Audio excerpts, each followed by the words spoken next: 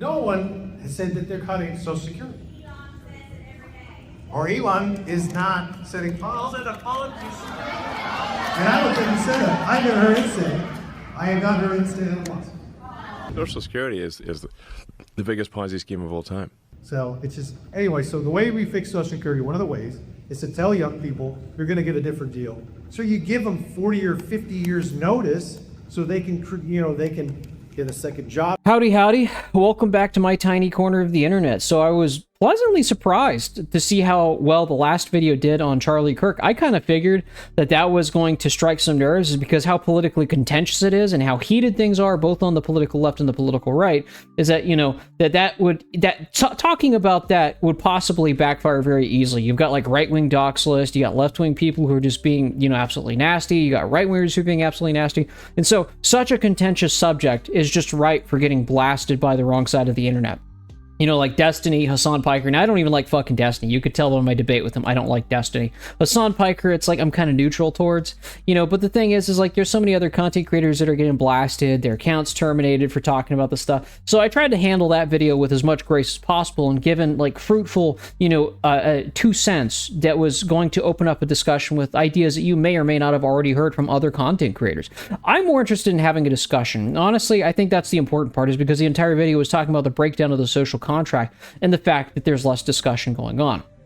And so the thing is that there's one particular comment, because that video did really well with the algorithm, probably because it's a very relevant political topic every once in a while. But the thing is, I know which videos, get broadcasted to an outside audience and which ones get broadcasted to my own existing audience.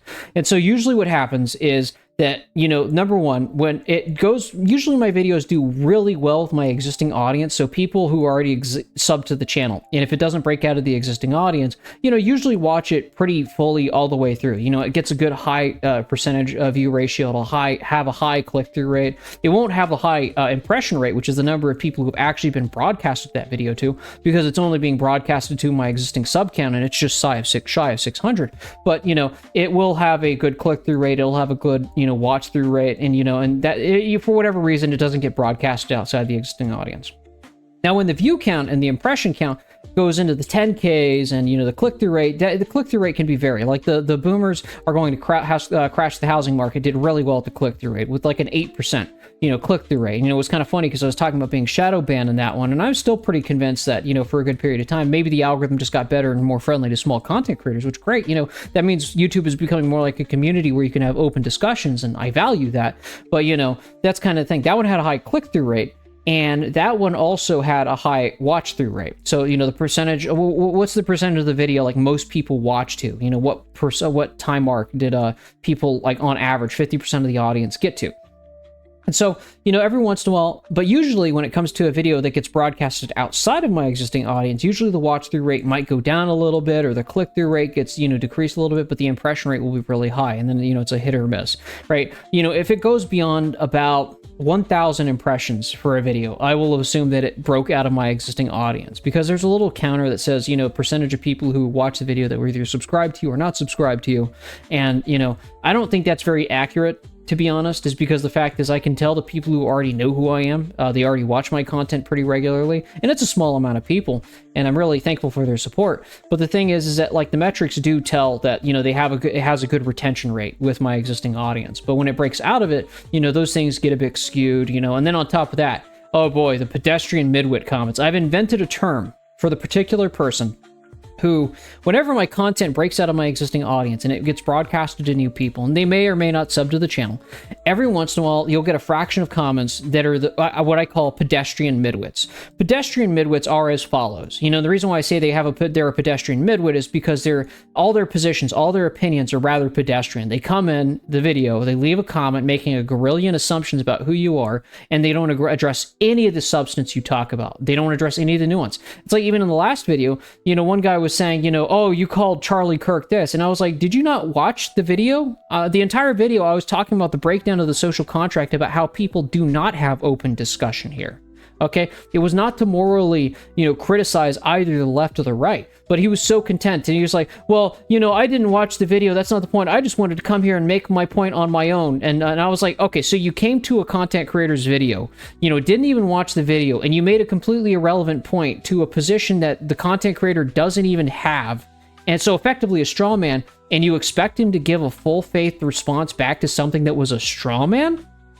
And it's like, thanks for admitting you didn't watch the video. And then he types out a whole paragraph on like how I should respond, or else. And it's just kind of the dumbest shit ever I've ever seen.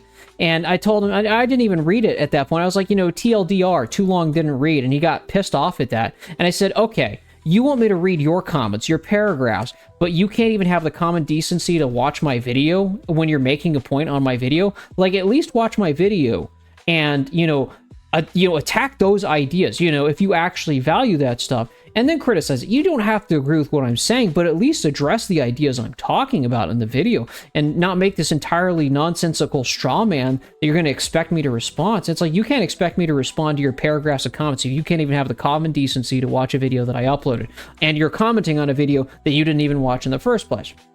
But that's not to complain or even get too much in the weeds, is because overall the reception of that video was incredibly positive. I was really surprised at the positive feedback from both the political left and the political right to engage in a nuanced and substantive discussion about the what I've noticed, the breakdown of the social contract within society, okay? And I talked about it a little bit before when I talked about Nick Fuentes, and I talked about how he blames third worlders or immigration and all that sorts of stuff. And of course, that's some racially charged, stereotypes that he's invoking for his hypothesis on the breakdown of, civil society, the social contract, and also economic decay.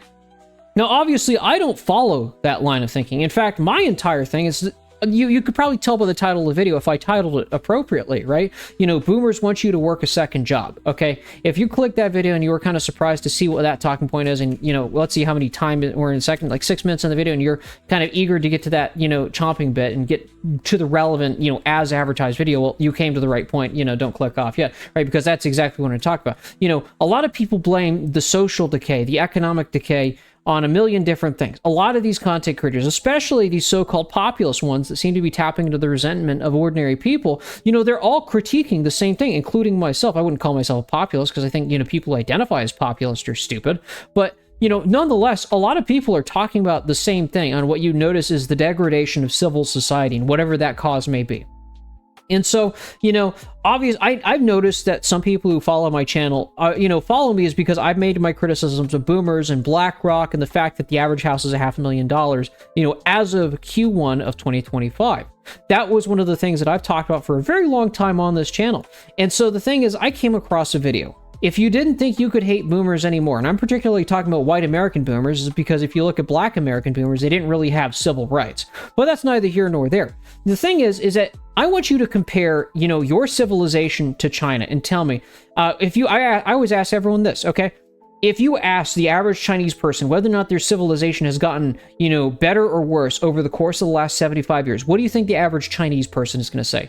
We have all these fancy drone stuff, but 75 years ago, we were barely industrialized, and, we just got out of the century of humiliation after the Civil War that lasted for the first half of the 20th century. I think most Chinese people would say their civilization and their quality of life have gotten significantly better over the course of the last 75 years.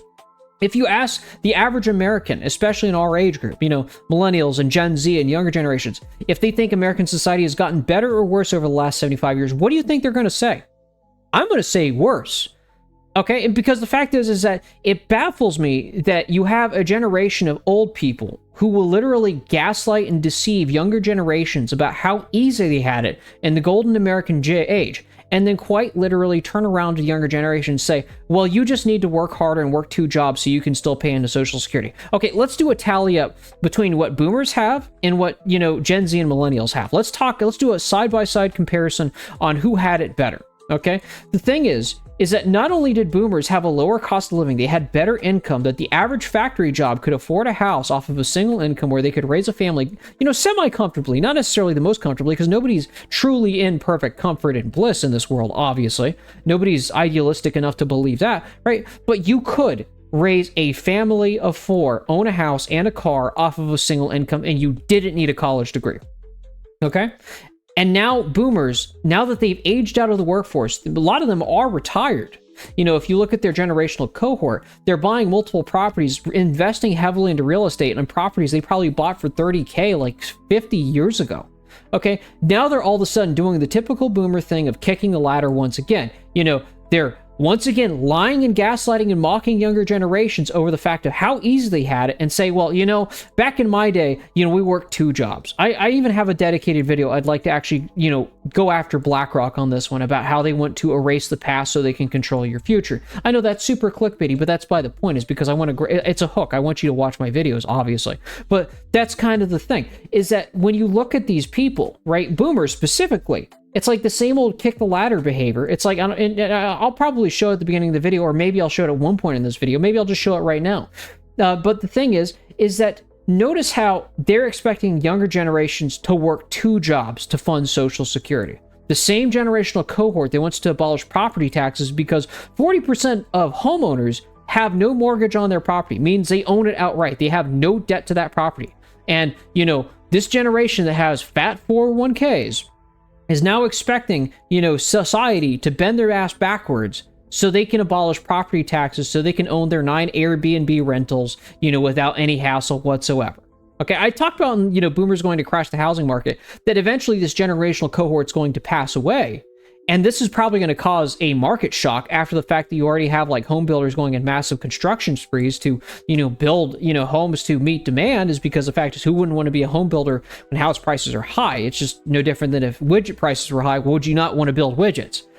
But, that's kind of the thing. It's one of the things I cannot understand about the boomer mentality. A single generation that was given so much, yet gave so little, will never not be baffling to me. And that just kind of goes to show you that, when somebody has it too nice, I would say that it shows that they have no sense of humanity. They have no sense of empathy, or they have a distorted sense of empathy. Is because if you ever notice it when it comes to boomer politics always goes along this. Okay, you ever notice the way boomers protest? It's like, it's like you're watching the Andy Griffith show, and then like the kids are just basically, whenever they want to protest something, they lie politely on the street and say like, no, mommy and daddy, I'm going to be as much of a nuisance and a pain in the ass in the most comically, stereotypically like childish way possible. And then like daddy's like, oh, well, you know what? You're right, kid. I love you, so I'm just not going to do this. And that they're just so used to just acting like impotent children to get their way. And you might think that this is something exclusive to boomers. You can point and say and mock and jeer and say millennials and Gen Z are like that. No, they're not. Because if millennials and Gen Z ever acted as a fraction of as childish as boomers did, they would be fired from their jobs. They would end up homeless. They would lose their health insurance. They would lose their dental coverage. Their teeth would rot out, and they'd be living out on the streets, okay? The thing is, you can see this mentality from boomers is because it's indicative of the society they grew up in, where they had the ability, where they could fail. They could do stupid things. They could engage in political activism, is because they weren't going to end up on the streets starving if they engaged in that stuff. This is, the thing is, every time you listen to a boomer talk, just read in between the lines and recognize it as a self-report. Okay? Engage in their politics. It's like, oh, back in my day, you kids get paid so much these days, but then they'll never talk about how gas prices were like, 10 cents a gallon for gas? Or that, statistically, the average income could raise a family of 4, own a house and a car, which nowadays, even at my workplace, the junior engineer that I'm working with, doesn't even make enough money to even qualify for a home loan for a low-end junker. And his fiance doesn't work. They're planning on getting married, soon to be wife. And so the thing is, you're expecting him to raise a family in a 1,000 square foot apartment? Just an ordinary guy, doesn't do drugs, works hard, studied one of the 3 magical degrees, medicine, law, or science, or STEM, engineering. And you're going to smack that. That's engineering too. That's the top 3. I couldn't imagine how insufferably out of reach it is for the average person working the average job. Because the fact is, someone making $60K a year sure as hell is not going to qualify for the bare minimum $300K house, which is probably falling apart, and it's a fixer-upper. Okay? And you're expecting this generation off of a single income to uphold your traditional values to raise kids under a single income household when they can't even afford a house, because people are not going to have kids in 1,000 square foot apartments. With that being said, with boomers, every single one of their aspects, everything that comes out of their mouth, every single action that you see boomers partake in is in one way or another a self-report on their internally selfish nature to just once again be self-serving scumbags and then kick the ladder for everybody else. Nancy Pelosi all of a sudden wants to propose a bill to Congress to ban insider trading for the Senate and the House a year out from her retiring. Kick the ladder mentality.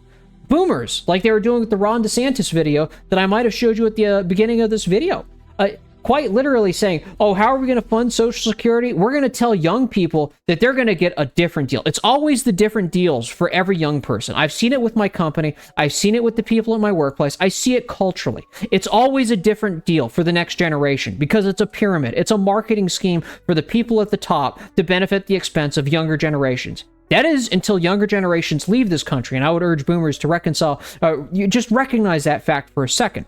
But the thing is that it's always a different deal. Oh, younger people are going to have to get two jobs. And we're only going to pay them $60K. And we're going to expect them to uphold a traditional lifestyle. And we're going to expect them to have kids to save the falling birth rates in this country. All at the expense of working two jobs to fund Social Security and some dumb shit boomers, 9 Airbnb rentals that the average young person's renting for $3,000 a month. Excuse me? And this is the one thing I cannot stand about the United States, is the gaslighting, the lying, the deception. I could go on about the political media about that. I've done that in several videos before. But the thing, it's the gaslighting and the mocking that drive me up the wall the most with this country. The deception to just not even recognize that the old are cannibalizing the young, okay? I promise you, if you talk to a Chinese millennial, they're proud of their ancestors. They're proud of their parents. It's because their parents built modern China. What did white American boomers do with their country? Oh, they outsourced their industry to China. They replaced their American workers with H-1B visas. Oh, they replaced their blue-collar work with Mexicans. Because the fact is they wanted to undercut American workers is because they wanted a cheaper deal. The older generations did. The asset class of this country wanted a cheaper deal to screw out younger generations. They always got to pass the cost to somebody else. Now, pardon me if I'm getting a little bit flippant, because this stuff irritates me, is because nobody on the political left or political right has the honesty to address like how the American worker is being screwed over.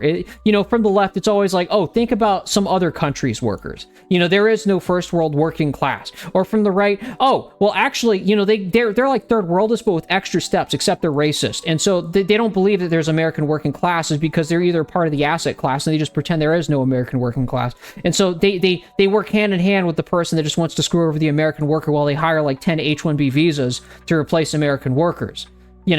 You gotta love it. There's nobody speaking up for the American worker, and that's what I hate the most about this sort of stuff. That's why I walked away from the left for the most part, is because now I'm just a lone guy. I just talk on behalf of the American worker. Actually, I can even say I talk on behalf of the American workers because I don't know who does. But I would like to have somebody who speaks on behalf of the American worker that says so honestly, that isn't trying to do some contrived political agenda to further some political aisle's agenda where they can be gaslit and then once again deceive, because I'm quite frankly sick of it. One of the things that drove me up with the broader left is like, I remember watching some leftists complain about like, oh, they had to pay 5% of their rent towards 5% of their income towards rent in the Soviet Union. It's like, do you realize you're going to complain about that is because it's not zero, even though that would be a pipe dream for the vast majority of working Americans to pay only 5% of their income towards rent. I pay 30% of my income, right at that mark. And I'm in the upper echelons of the working class, labor aristocracy, you want to call it, towards my rent.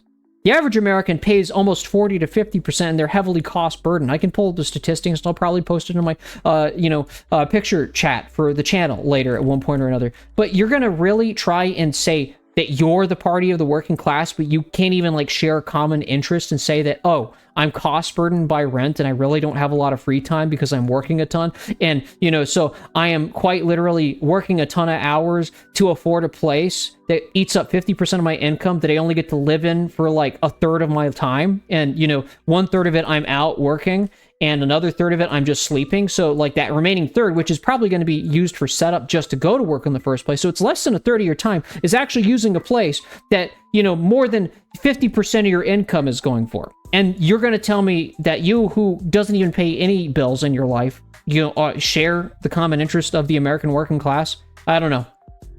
This is a bit of a rant. there's not really anybody speaking up for the American working class. And that's kind of the thing that I just get kind of tired of, is because a lot of them are so busy taglining for whatever political side of the aisle that they just can't address the obvious fact that the old are quite literally cannibalizing the young. Again, Chinese millennials are probably proud of their parents of building modern China. American boomers sold out their entire country just so they could get their 9th Airbnb and, hire cheap labor. Okay? That's the state we're coming at. Okay? And so the politics that, you see with the Charlie Kirk stuff is all downstream of that, in my honest opinion. Okay? Because the thing is that, like, you can only engage in open discussion and fruitful discussion where you can have a true rational discussion of ideas when your material needs and necessities are met, where you can actually, engage in hypotheticals. It's a common talking point that people love to mock the left on, and it's probably rightfully so, is the idea of privilege politics. You have to be in a position where you can comfortably engage with deep, nuanced thought, and you're beyond survival to engage in this kind of politics. And that's kind of the shitty thing. And because so many people are so cost-burdened, okay, there are two generations, there are two groups within this country that live in variably different realities. The first one is the people who are the 40% of homeowners who literally own their properties outright and maybe pay property taxes at most. And so, they have a retirement plan. They're comfortably going around the country. They can literally move anywhere in the country comfortably. And you have another generation of people who literally don't make enough money to even qualify for a home loan, so they're forced to rent, but they're spending as much as they would in rent as they would towards a mortgage payment because they don't qualify for a home loan. And so they're in the rental trap where they have no choice but to rent, and then they're poor. And so, any moment's notice and they decide that they can't pay their bills, they're out on the streets. They're done. They get evicted. It takes a month to go through an eviction suit, and then you get toasted. These people are living on the edge. They have no future. And so that's kind of the thing. You have two different realities for two different sets of people. That is why the social contract is breaking down. It's not because, I'm going to be honest, and this is going to be a spicy take, it's not because, people are just, out of the blue just becoming less tolerant. No, it's because they're desperate. They're suffering. People only engage in radical politics is when things suck. And when BlackRock is buying up all these neighborhoods, making everybody perpetual renters while they're eating up all these houses and making everybody rent from them for $3,000 a month. Yeah, who isn't going to be a little bit pissed off at that they have to spend 30 minutes in bumper-to-bumper traffic to show up to a job that they don't even like, to have half of their income eaten up at a place that they don't even get to spend the majority of their time being in? Who wouldn't be angry at that?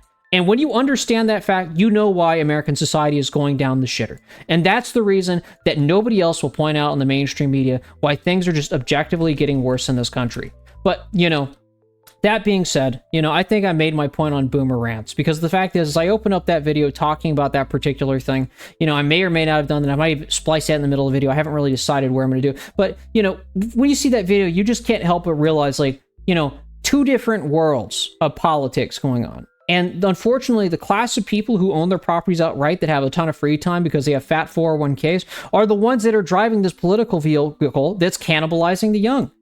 And so the thing is that I don't blame anybody for leaving this country. I've been on the political left, and the left is quite literally too stupid to do anything about that, is because they themselves are part of the previous class where they are able to enjoy this kind of luxury politics away from everything else. And so they're just out of touch. And so I don't blame people who just want to leave from the country. Now, if you think you can start a political revolution, great. But the thing is, I don't think it's going to happen. I think we're going to continue watching this continually decline like the Roman Empire, and it's going to inevitably collapse 200 years down the line after it's done cannibalizing itself. Prove me wrong.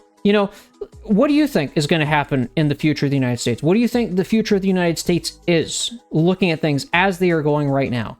I think the political right is going to cannibalize the left because of the Charlie Kirk thing. And I think they're going to try and go after class politics, and I think it's going to backfire. That's my 2 cents.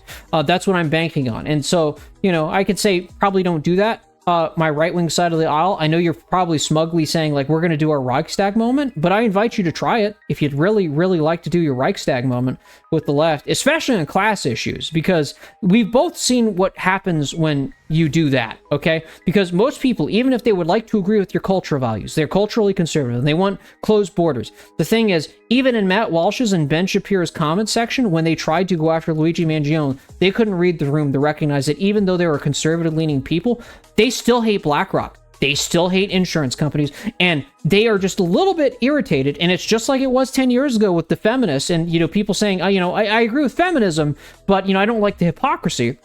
These people who are conservatives that agree with your social values, are going to feel that it's a bit hypocritical that you preach them these values that they can't even live up to is because the cost of living that you keep gaslighting and mocking them over with the avocado toast and, streaming services or yada, yada, yada, right? The right can go through with it, and I say it's going to backfire if you decide to go after class politics. But, be my guest, try it out. If you really want to prod that bear, I can't stop you. I'm just a single voice on the internet. But what do you think is going to happen with the future of the United States? Do you think there's going to be a civil war where it's going to be a hardcore thing? Or do you think it's going to, just kind of fizzle out with petty assassinations and power politics between, political courts and, lawfare between judges, DAs, and prosecutors? Drop a comment and tell me what you think the future of this country is. Alrighty. You have a good day and have a good evening. Peace, peace.